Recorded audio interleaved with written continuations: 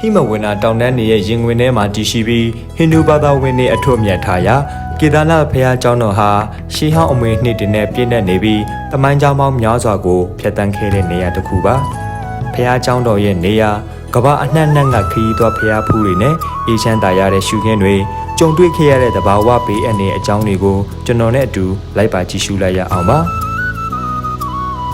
ကေဒါနာဘုရားကျောင်းတော်ဟာ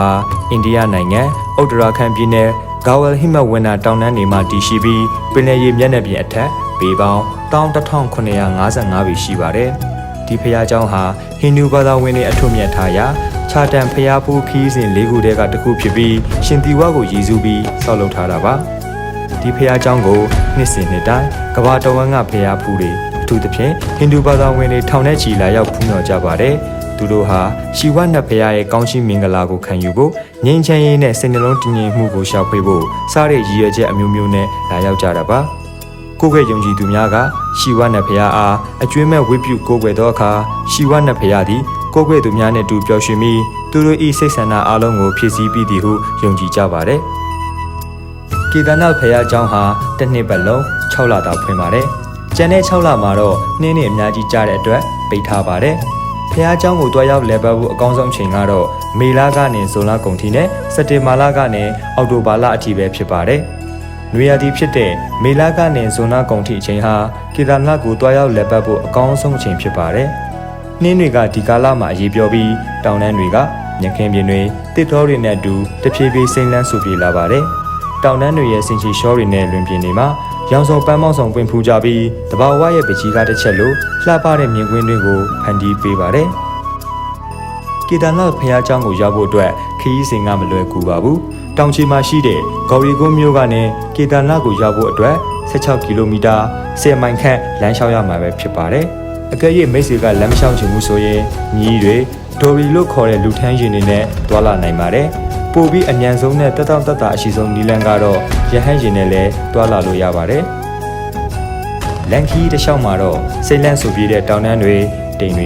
ကတောင်ဖျားတွေမှာရစ်တိုင်းနေတာမျိုးမန္တာဂီရီမြစ်ရဲ့တာယာသောရေစီးတန်နဲ့အတူလှပတဲ့ရေတကုံငယ်လေးတွေကိုလည်းတွေ့မြင်ရမှာပါ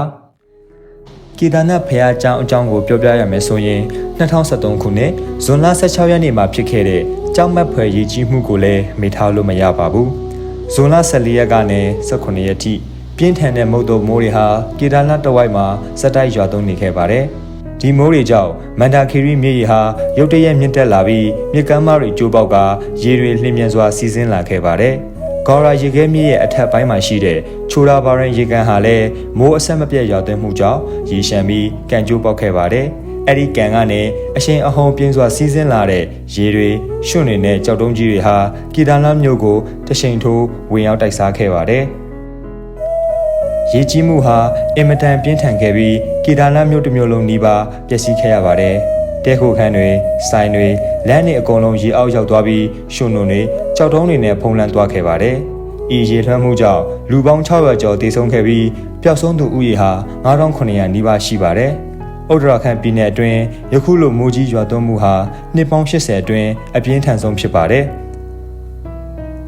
အံ့ဩစရာကောင်းတာကတော့ကေဒါနာဘုရားကျောင်းတော်ဟာဒီတဘာဝဘေးအန္တရာယ်ကြီးကိုအံ့ဖွယ်နည်းနဲ့ကျော်ဖြတ်ခဲ့တာပါ။တောင်ကြားရေများကျနေချိန်ဘုရားကျောင်းအနောက်မှာရှိတဲ့ကြောက်တုံးကြီးတစ်ခုဟာရေတွေရွှွန့်နေရဲ့စီးဆင်းမှုကိုကာကွယ်ပေးခဲ့တဲ့အတွက်ဘုရားကျောင်းတော်ကြီးဟာရေတိုက်စားမခံရဘဲတည်တံ့နေကြဖြစ်ပါတယ်။ဤကြောက်တုံးကြီးကိုလည်းယခုထက်တိုင်းဖះเจ้าရဲ့အနောက်ဘက်မှာတွေ့မြင်နေရဆဲဖြစ်ပါတယ်။ရေတိုက်စားမှုကြောင့်ဖះเจ้าရဲ့ဘေးပတ်ဝန်းကျင်မှာရှိတဲ့အဆောက်အအုံအလုံးဒီပါပျက်စီးသွားခဲ့ပေမဲ့ဖះเจ้าကြီးကတော့အနှဲငယ်သာပျက်စီးခဲ့ပါတယ်။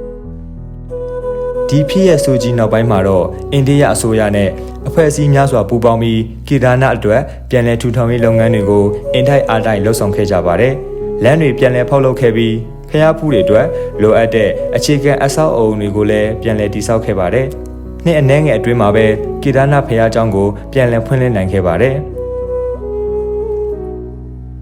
ကေဒါနာဟာအခုအချိန်ထိဖះဖူးတွေနဲ့ကဘာလှက်ခီးသွားတွေကိုဆွဲဆောင်နေဆဲဖြစ်ပြီးအေချမ်းတာရတဲ့မြင့်မြတ်ရာဘုံမိနတန်အဖြစ်ဆက်လက်တည်ရှိနေပါတယ်။2018ခုနှစ်မှာတော့ကေဒါနာအမည်နဲ့အိန္ဒိယရုပ်ရှင်ဇာတ်ကားထွက်ရှိခဲ့ပါတယ်။ ဒီဇက်ကားကိုတော့မင်းသားဆူရှန်စင်နဲ့မင်းသမီးချောလေးဆာရာဖ်အလီခန်တို့ကပါဝင်သရုပ်ဆောင်ထားပါတယ်ဇလန်ကတော့ကေဒါနာဖျားရေမလွန်းခင်အချိန်ကိုဇက်အိမ်တည်ထားတာပါတာမန်မွတ်စလင်ကောင်လေးနဲ့ဟိန္ဒူဘုန်းတော်ကြီးသမီးတို့ရဲ့မတူညီတဲ့ဘာသာရေးဓလေ့ကြားကအချစ်ဇလန်ကေဒါနာရဲ့အလှပရေလွှမ်းတဲ့တဘာဝဘေးအနေကြားကနေကိုချစ်ရသူတွေတကူဘယ်လိုမျိုးစတေးပြီးကာကွယ်သွားမလဲဆိုတာရေခုံစစ်လှုပ်ရှားပွဲကြီးရှုရမှန်စကားကောင်းလေးတစ်ခုဖြစ်ပါကြောင်းပြောကြားရင်းအစီအစဉ်လေးကိုညီကုန်းချုပ်အပ်ပါတယ်နောက်ထပ်လာမယ့်ဗီဒီယိုလေးတွေကိုသိရှိနိုင်မှုကျွန်တော်ရဲ့ YouTube Channel လေးကို Subscribe နှိပ်ပေးခဲ့ကြပါဦးအားလုံးကိုကျေးဇူးတင်ပါတယ်